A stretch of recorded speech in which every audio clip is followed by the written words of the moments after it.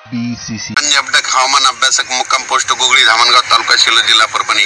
आज मी नागपूर भागामध्ये वर्धा जिल्ह्यामध्ये इथं आज या ठिकाणी आलो असताना इकडली परिस्थिती बघितली तर इकडं खूप म्हणजे जवळपास 15 दिवस सततधार पाऊस चालू आहे।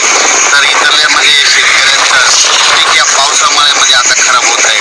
तर या सर्व शेतकऱ्यांसाठी एक आनंदाची बातमी सांगू इच्छितो की शेतकऱ्यांना आता आज 19 जुलै 2022 तर उद्या 20 जुलैपासून राज्यामध्ये सूर्यदर्शन होणार आहे, म्हणून हा अंदाज देखील शेतकऱ्यांना लक्षात ठेवा। पण काय झालं एकंदरीत राज्यात परिस्थिती बघितलं आज 19 जुलैला आज दुपारनंतर मराठवाड्यावर तसेच विदर्भात सूर्यदर्शन होणार आहे। तसेच उत्तर महाराष्ट्रामध्ये उद्या 20 जुलैला सूर्यदर्शन होणार आहे, म्हणून सर्व शेतकऱ्यांनी हा अंदाज लक्षात घ्यावा। परंतु एकंदरीत परिस्थिती काय झाली, पाऊस हा 2-3 दिवसात सूर्यदर्शन होईल आणि लगेच 3 दिवसानंतर पाऊस यायला आहे। तरी सर्व शेतकऱ्यांनी हा अंदाज लक्षात घ्यावा। यानंतर आता समजा 20 जुलै 21, 22, 23 पर्यंत राज्यामध्ये सूर्यदर्शन असेल, पण लगेच 24-25 परत राज्यामध्ये पाऊस पडणार आहे।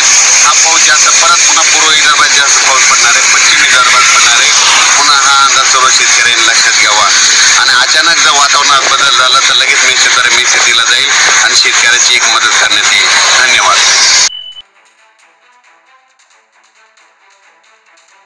निवेदन देते वक्त जावेद खान पठान, मोहम्मद अतीक, राजू भाई कार्यकर्ता और महिलाएं बड़ी संख्या में मौजूद थी। काजी रफत खान, BCC।